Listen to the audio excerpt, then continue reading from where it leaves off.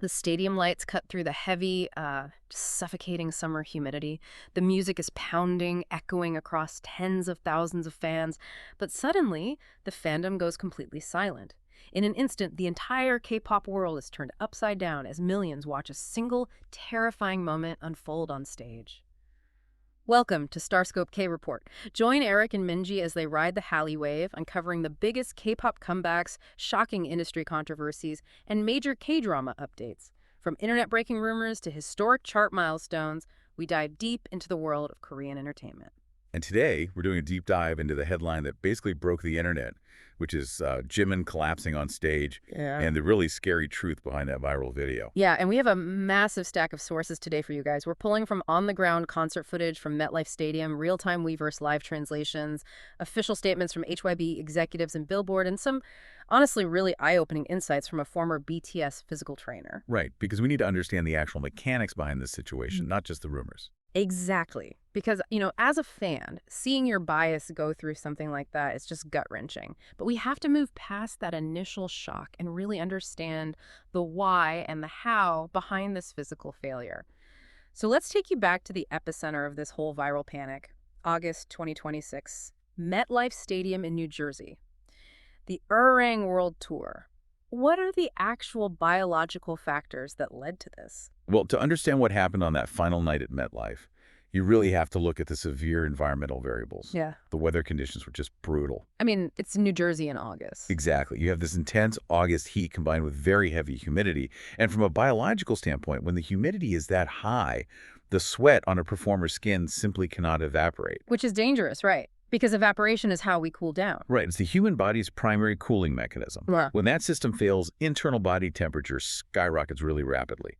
And as the show progressed, you could see it became visibly clear that Jimin's cooling system was failing. Yeah, fans on the ground caught footage of him literally losing his balance and falling onto the stage multiple times. And he was seen coughing heavily between and even during the performances. That coughing is what really terrified people, I think. It wasn't just like clearing his throat. It looked like his respiratory system was desperately trying to pull in oxygen that just wasn't there in that heavy air. Yeah, the air was just too thick. And the other members definitely knew something was wrong.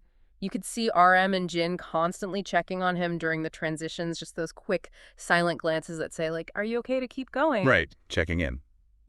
But the moment that truly shattered the fandom's heart was when Jimin is on the floor, clearly experiencing the debilitating effects of severe heat exhaustion, and he actually gestures to the cameraman to look away. Yeah, he literally shooed the camera away from himself while he was down. Which is wild. It's highly unusual for a performer to break the fourth wall of a stadium broadcast like that. But it speaks volumes about the situational awareness he maintained, even while suffering a medical emergency. Exactly, because he knew that if his face was projected onto those massive stadium screens in that state, the army would go into absolute panic mode. And an 80,000-person stadium panicking is a massive safety hazard. A huge risk, yeah. He was trying to protect the fans from his own physical pain. It's like a parent trying to hide their physical pain from a child so they don't worry. But looking at the footage, what really struck me wasn't just his instinct to hide, it was the production crew's response. The cameras immediately zoomed in on him. Well, that brings up a crucial point about stadium production mechanics. Why commodify his vulnerability instead of protecting it? Because the live directors in the production trucks, they're constantly scanning for high-emotion, high-drama moments to feed to those screens. It's almost an automated response in live entertainment to push in on tension. Wow. They aren't necessarily thinking about the performer's medical privacy in that split second, Yeah. They are thinking about visual impact. But obviously, to the fans watching, that instinct felt incredibly predatory. Oh, it ignited an absolute firestorm online. Domestic Korean netizens, K-nets, and international fans were totally united in their frustration with HYBE's camera crew. I saw one viral tweet on Koreabu that just said, "the audacity." The backlash was massive. Netizens put together these meticulous video threads proving that the camera direction was completely missing Jimin during his actual singing parts. They skipped him during the group introductions. But the absolute second he was vulnerable, needing medical space on the floor, they treat him like a microscope slide. It's a stark contrast. It really brings up this intense question. Does this level of self-sacrifice cross the line from admirable professionalism into, like, dangerous territory. That is the core tension of the entire industry right there. Yeah. The expectation of flawless visual perfection versus harsh biological reality. Yeah. The human body simply is not designed to execute at that level under those environmental conditions. And that's not even the wildest part of this comeback. Wait until you hear which major executive the fandom is blaming for this physical toll. If you love staying updated on your bias, make sure you're subscribed to StarScope K-Report. We've got even bigger scoops ahead. So to understand why a seasoned, elite professional like Jimin was pushed to the absolute brink, we have to zoom out from that single night. We need to look at the sheer grueling scale of the ARIRANG World Tour. Right, because what a comeback actually entails at this level of fame is just insane. For anyone just getting into the Hallyu wave, a comeback in K-pop isn't just dropping an album and doing a couple of interviews. It's a hyper-condensed, grueling promotional gauntlet. And this specific tour is unprecedented in scope. This is their first full group tour since their multi-year military hiatus from 2022 to 2025. The stakes were astronomically high. So high. According to reports from the Business Times and SeatGeek, we are looking at an 11-month tour schedule, 80 concerts, 34 cities across the globe. That's just a punishing schedule. And they aren't playing small arenas. They are filling 60,000 to 80,000 capacity stadiums. The international travel alone, crossing time zones, disrupting circadian rhythms, is a massive physiological stressor. It feels like we're watching Formula One racing, and the idol is this hyper-engineered, high-performance engine. You are constantly redlining that engine, city after city. That's a great analogy. And it's not just the schedule, it's the physical demand of the performance itself. Former BTS physical trainer Kim Jin-woo provided some startling statistics. He noted that during these stadium tours, K-pop idols often run on a maximum of 4 hours of sleep. 4 hours. 4 hours. And from a sports science perspective, he stated that a single 4-minute K-pop choreography is cardiovascularly equivalent to running a 1,500-meter track race. I mean, if you are listening right now and you've ever tried to run a mile in heavy August humidity, just imagine doing that. Now imagine doing it while executing sharp, full-body hip-hop isolations. The singing live? Exactly. While your body is starved for oxygen, you have to stabilize your diaphragm to belt out a pitch-perfect high note into a live mic, and they have a 23-song set list. The biomechanics of it are staggering. When you dance at that intensity, your core muscles are constantly contracting. That core engagement physically restricts the diaphragm, making it incredibly difficult to draw in a deep breath. Which explains the coughing. Right, so the body goes into oxygen debt. Lactic acid builds up rapidly in the muscles, and because there are 23 songs, there is virtually no recovery time to clear that lactic acid before the next 1,500-meter sprint begins. And this toll wasn't just a late tour issue, you know. The writing was on the wall from the very first night. The tour kicked off at Goyang Stadium in Seoul, outdoor 360-degree stage, and it was pouring rain. Terrible conditions from day one. Because of the weather and the lack of wind, the pyrotechnic smoke wouldn't clear. It just hung over the stage, making it toxic and hard to breathe. And then, after that grueling show, Jimin hopped on a Weverse live stream. He admitted the pressure of the comeback was burdensome, but what terrified the fans was that while he was talking, his hands were noticeably trembling. Yeah, that hand tremor is a classic physiological sign of extreme muscle fatigue paired with an adrenaline crash. An adrenaline crash. Yes, because during a performance, adrenaline masks the pain and exhaustion. But the moment they step off stage and that central nervous system stimulation drops, the body essentially misfires as it realizes how depleted it actually is. Oh, wow. And this physical reality brings us to the massive controversy surrounding HYBE chairman Bang Si-hyuk, or Bang PD. Here we go. In a recent Billboard interview, Bang PD admitted to a deliberate executive decision regarding this tour. He revealed that he personally mandated a significant reduction in choreography for core new songs like Swim and Hooligan. Going back to that Formula One analogy, it sounds like the executives were trying to lower the RPMs to keep the engine from blowing up before the end of the season. That was the stated intent, yes. The goal was to move away from exhausting performance structures and emphasize stage presence and musical delivery.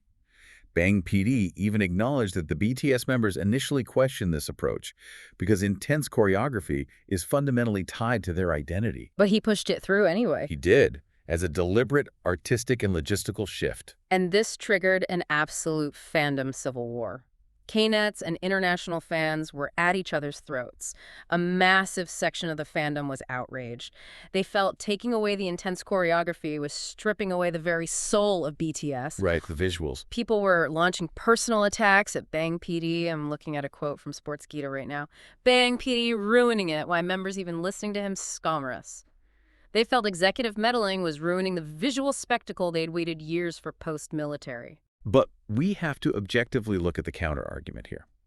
Because on the other side, you have fans vehemently defending the reduced choreography. Which makes sense. The members are in their 30s now. They are navigating the physical after effects of mandatory military service and managing chronic long-term injuries.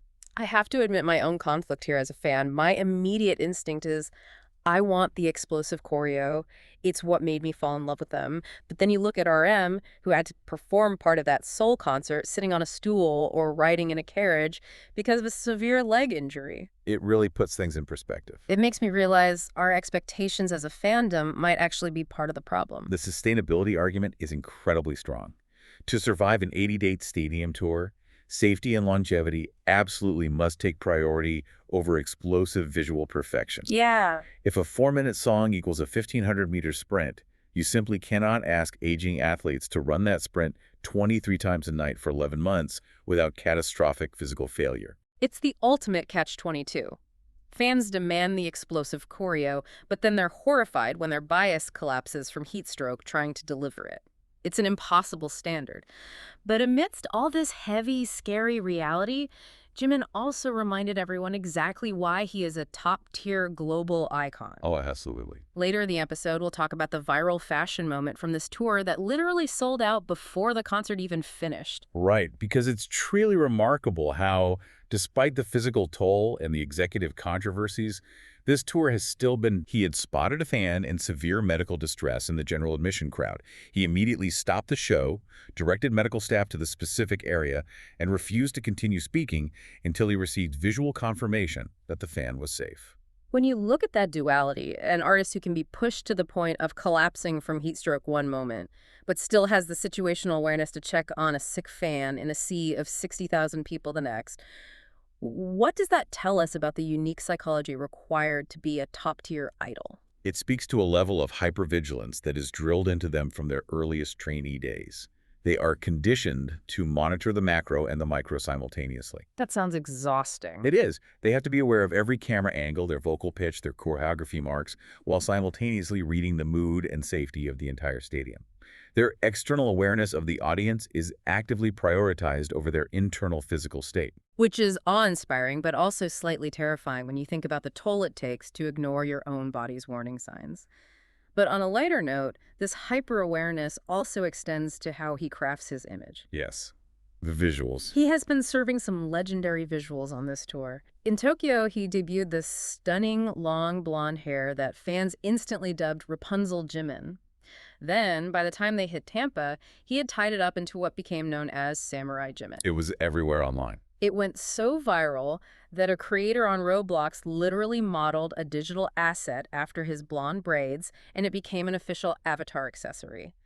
The intersection of physical Hallyu style and digital gaming culture is just wild. The cultural reach is undeniable. And we also saw his brilliant sense of situational humor in Munich. Oh, the walk. Right, he spotted a fan holding a banner that jokingly compared him to the massive Norwegian footballer Erling Haaland. Instead of ignoring it, Jimin proceeded to hilariously imitate Haaland's signature, slightly lumbering walk all the way across the stage. And the nostalgia. For the longtime fans, Seoul's surprise song segment was everything. He ran over to V, and they completely unscripted, perfectly recreated their old Spring Day choreography, just laughing together. A great moment for the Matinee Line fans. Exactly. Seeing that bond unbroken after all these years was beautiful.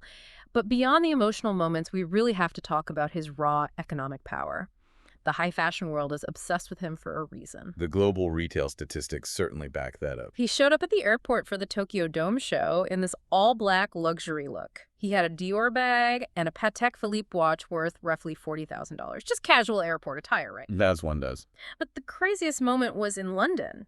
He walks on stage wearing this knitted Charles Jeffrey Loverboy cat ear beanie. The fandom instantly names it Kitty Min. Naturally. And according to retail trackers, that specific hat literally sold out online globally before the concert even reached its encore. Even a journalist from The Guardian wrote a review of the show saying they walked in with no particular bias and left completely succumbing to the Jimin effect. It's a textbook example of the Hallyu Wave's soft power. A single accessory worn casually on stage triggers an immediate global supply chain event. Hit that subscribe button so you never miss a KT update. So bringing all of this together, what does this actually mean for the fans? Yeah, we've explored the massive highs, the sold-out high fashion, the viral Roblox hair, the beautiful unscripted moments with V, and we've dug into the terrifying lows, the trembling hands on Weverse, the coughing, and the scary collapse at MetLife. Well, if we connect this to the bigger picture, and specifically to you, the listener, there's a very practical takeaway here. We referenced a concert survival guide published by K-Friday, specifically for summer K-pop concerts. Which everyone should read. The lesson is stark. If the Formula One engine is overheating, if seasoned professionals who train like Olympic athletes are collapsing from the heat and humidity, you, as a fan in the crowd, are also at severe risk and need to take these conditions seriously. Absolutely. You cannot outwill biology. The guide stresses packing liquid electrolytes, wearing lightweight, breathable clothing, and knowing the physiological signs of heat exhaustion, which include dizziness, heavy sweating, cold skin, and nausea. Pay attention to those signs, guys. As the guide explicitly states, your favorite artists want you safe. If you feel faint, you must prioritize your own health over maintaining the perfect view of the stage. Your bias wants you healthy. They do not want to stop the show because you passed out trying to prove your dedication. But looking at all this data brings me to a really profound question. Which is? If a single 4-minute K-pop choreography is truly equal to running a 1,500-meter race, and these post-military comeback tours are demanding 80 stadium dates in 11 months across multiple continents, are we approaching a fundamental breaking point for the traditional K-pop touring model? The evidence suggests that the current model is testing the absolute limits of human endurance. Exactly. Will the Hallyu Wave eventually have to adapt its live performance standards to prioritize human biological limits over visual spectacle? Or will the global demand for that flawless, synchronized perfection just keep pushing these artists until the machine finally breaks? It's something to really chew on the next time those stadium lights go down and the music starts pounding. You've been listening to StarScope K-Report, where Eric and Minji bring you the stories shaping K-pop, K-dramas, and the global Hallyu Wave. Thanks for tuning in, and don't forget to subscribe for more stories that keep the stars shining.